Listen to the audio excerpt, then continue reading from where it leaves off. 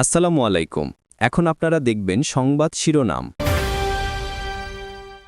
দেশজুড়ে বিএনপির প্রচার গণসংযোগ। কাল চট্টগ্রামে জনসভা করতে রওনা হয়েছেন চেয়ারম্যান তারেক রহমান।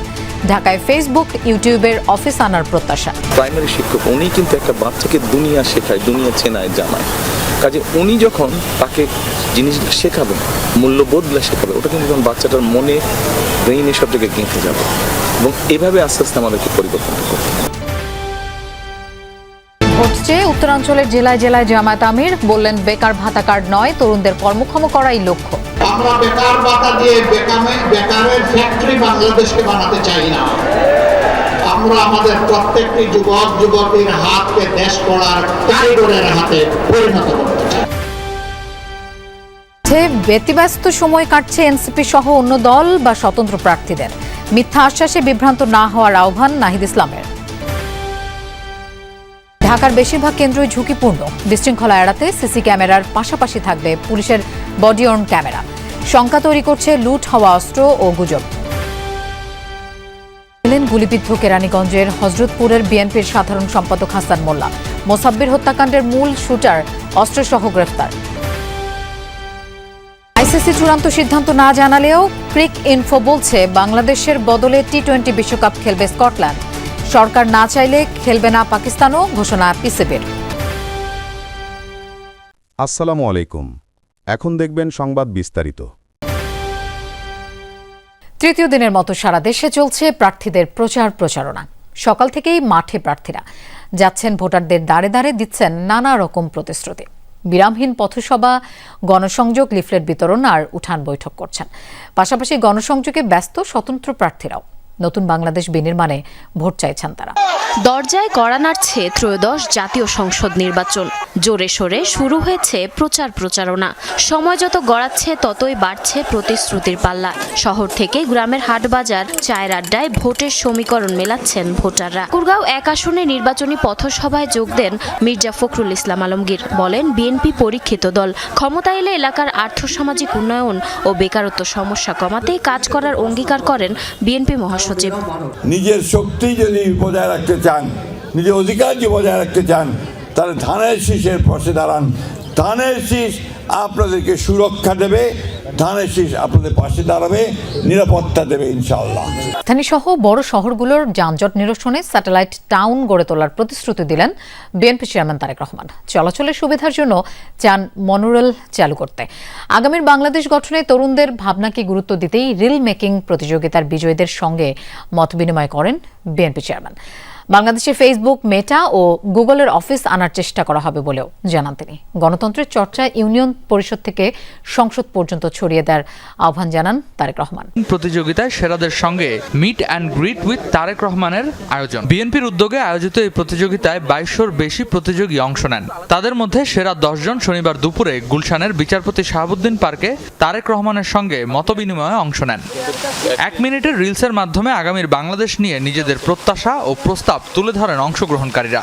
যাতে সবাই রাস্তায় নিরাপদে থাকতে পারে, এটা এনশিওর করতে হবে।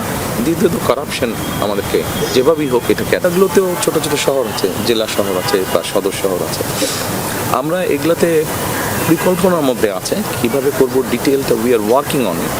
বাট আমাদের চিন্তার মধ্যে আছে যে এখানে আমরা ছোট ছোট স্যাটেলাইট টাউন গড়ে তুলব। বেশি রাষ্ট্র আধিপত্যবাদ কায়েমের চেষ্টা করলে বরদাস্ত করা হবে না বলে হুঁশিয়ারি দিয়েছেন জামায়াতে ইসলামের আমির ডাক্তার শফিকুর রহমান। বলেন, কারো রক্তচক্ষুকে ভয় পায় না জামায়াত। তিনি বলেন, ভাতা নয়, যুব সমাজকে কর্মক্ষম করে বেকারত্বের অভিশাপ থেকে মুক্ত করা হবে। দেশের রাজনীতিকে সুন্দর ও পরিচ্ছন্ন করতে 10 দলীয় নির্বাচনী ঐক্যকে ভোট দেওয়ার আহ্বান জানান জামায়াতের আমির। উত্তরবঙ্গ জুড়ে দ্বিতীয় দিনের মতো নির্বাচনী প্রচারণা চালিয়েছে 10 দলীয় নির্বাচনী ঐক্য।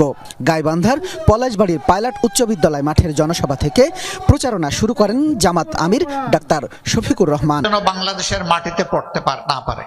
প্রচারণার শুরুতেই জামাত আমির বলেন, আধিপত্যবাদ আবারও চেপে বসার চেষ্টা করছে, এজন্য সবাইকে সজাগ থাকার আহ্বান জানান তিনি।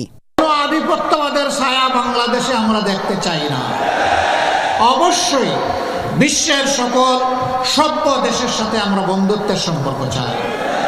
আমরা প্রতিবেশীদেরকে আমাদের প্রতিবেশী হিসাবে দেখতে চাই। আমরা কারো উপর খবরদারি করতে চাই না। আর কেউ এসে 56,000 বাংলাদেশের উপর খবরদারি করুক, তাও দেখতে চাই না। বগুড়ায় পৌঁছে শিবগঞ্জের মোকামতলা হাই স্কুল মাঠে পথসভায় অংশ নেন জামাত আমির। বলেন, রাজনীতি সুন্দর হলে গোটা দেশ সুন্দর হবে, এজন্য প্রয়োজন সবার। ভাতা দিয়ে অপমানিত করতে চাই না, আমরা বেকার ভাতা দিয়ে বেকারের ফ্যাক্টরি বাংলাদেশকে বানাতে চাই না। আমরা আমাদের প্রত্যেকটি যুবক যুবতীর হাতকে দেশ গড়ার কারিগরের হাতে পরিণত করতে চাই। বগুড়ার শেরপুরের পথসভায় জামাত আমির বলেন, জনগণ সরকার গঠনের সুযোগ দিলে বাংলাদেশকে কারো কাছে মাথা নত হতে দেয়া হবে না। মহানগরীর 2131টি ভোট কেন্দ্রের মধ্যে 695টি অতি ঝুঁকিপূর্ণ আর ঝুঁকিপূর্ণ 1133টি। পুলিশ বলছে, কেন্দ্রে বিশৃঙ্খলা হলে পুলিশ সদস্যরা বডি অন ক্যামেরার মাধ্যমে ভিডিও করবেন। সেই ভিডিও দেখে তাৎক্ষণিক ব্যবস্থা নেওয়া হবে। এছাড়া এসব কেন্দ্রে থাকছে সিসি ক্যামেরাও। তারপরও নিজের ভোটটি দিতে পারবেন কিনা এমন শঙ্কা আছে কারো কারো। বিশ্লেষকরা মনে করছেন, আইন শৃঙ্খলা পরিস্থিতি নিয়ন্ত্রণে রাখা গেলে সুষ্ঠু নির্বাচন সম্ভব হবে। তিনটি জাতীয় নির্বাচনেই পুলিশ সহ আইন শৃঙ্খলা রক্ষাকারী বাহিনীর ভূমিকা ছিল প্রশ্নবিদ্ধ। সাধারণ মানুষ তাদের ভোটাধিকার প্রয়োগ করতে পারেনি। পুলিশ যাতে কোনো দল বা প্রার্থীর হয়ে কাজ না করে সেজন্য নানা উদ্যোগ নিয়েছে অন্তর্বর্তী সরকার। এরই মধ্যে লটারি করে 64 জেলায় পুলিশ সুপার নিয়োগ দেওয়া হয়েছে। একই পদ্ধতিতে সব থানার ওসি পরিবর্তন করা হয়েছে। নির্বাচনের সময় করণীয় ও বর্জনীয় সম্পর্কে পুলিশের 1.5 লাখ সদস্যকে প্রশিক্ষণ দেওয়া হয়েছে। নির্বাচনে লুট হওয়া ও অবৈধ অস্ত্রের ব্যবহার হতে পারে বলে আশঙ্কা করছেন নিরাপত্তা বিশ্লেষকরা। গুজবের কারণেও সংকট তৈরি হতে পারে। যে চ্যালেঞ্জগুলো ছিল সেই চ্যালেঞ্জগুলো কিন্তু যে কোনো সময় সক্রিয় হতে পারে। বিশেষ করে লুট হওয়া অস্ত্র, অবৈধ অস্ত্র, মব প্রক্রিয়া কিংবা নির্বাচনী মাঠ অথবা নির্বাচনী পরিবেশ বা নির্বাচনী আসন। আরও স্পষ্ট করে বললে যে ভোট কেন্দ্র দখলে রাখার যে মানসিকতা এখানে আমরা অতীতে লক্ষ্য করেছি, তারও কিন্তু পুনরাবৃত্তি সৃষ্টি হতে পারে। কেরানীগঞ্জে গুলিবিদ্ধ বিএনপি নেতা হাসান মোল্লা মারা গেছেন। রাজধানীর হলি ফ্যামিলি হাসপাতালে তিনি চিকিৎসাধীন ছিলেন। বৃহস্পতিবার রাত 9টা নাগাদ হাসান মোল্লাকে গুলি ছোড়ে দুর্বৃত্তরা। তিনি কেরানীগঞ্জ মডেল থানাধীন হযরতপুর ইউনিয়ন বিএনপির সাধারণ সম্পাদক। শনিবার বিকেল 3:30টার দিকে চিকিৎসাধীন অবস্থায় তিনি মারা গেছেন। হলি ফ্যামিলি হাসপাতাল মৃত্যুর তথ্য নিশ্চিত করেছে। গেল বৃহস্পতিবার একটি ওয়াজ মাহফিল থেকে ফিরে ঢালিকান্দি এলাকায় বিএনপির নির্বাচনী ক্লাবে বসা ছিলেন হাসান মোল্লা। বাজারে চাঁদাবাজি আর দখল বাণিজ্যের নিয়ন্ত্রণ নিয়ে দ্বন্দ্বের কারণেই খুন হয়েছেন স্বেচ্ছাসেবক দলের নেতা মোসাব্বির। হত্যার নির্দেশ দেন আন্ডারওয়ার্ল্ডের সন্ত্রাসী দিলীপ ওরফে বিনাশ দাদা। মোসাব্বির হত্যায় জড়িত শুটার রহিমকে অস্ত্রসহ গ্রেফতারের পর এক সংবাদ সম্মেলনে এই তথ্য জানায় ডিবি পুলিশ। 7 জানুয়ারি রাজধানীর তেজগাঁওয়ের তেজতুরি বাজার এলাকায় গুলি করে হত্যা করা হয় স্বেচ্ছাসেবক দলের নেতা মোসাব্বিরকে। প্রথমে রাজনৈতিক হত্যাকাণ্ড ধারণা করা হলেও 5 আসামি গ্রেফতার এবং 2টি আগ্নেয়াস্ত্র উদ্ধারের পর গোয়েন্দারা বলছেন নেপথ্যে ছিল কারওয়ান বাজারের চাঁদাবাজির নিয়ন্ত্রণ। গ্রেফতার হলেও খোঁজ মেলেনি আরেক শুটারের। শুক্রবার নরসিংদী থেকে গ্রেফতার হয় শুটার রহিম। ডিবি বলছে, আন্ডারওয়ার্ল্ডের এক সন্ত্রাসীর নির্দেশেই তারা কিলিং মিশনে অংশ নেন।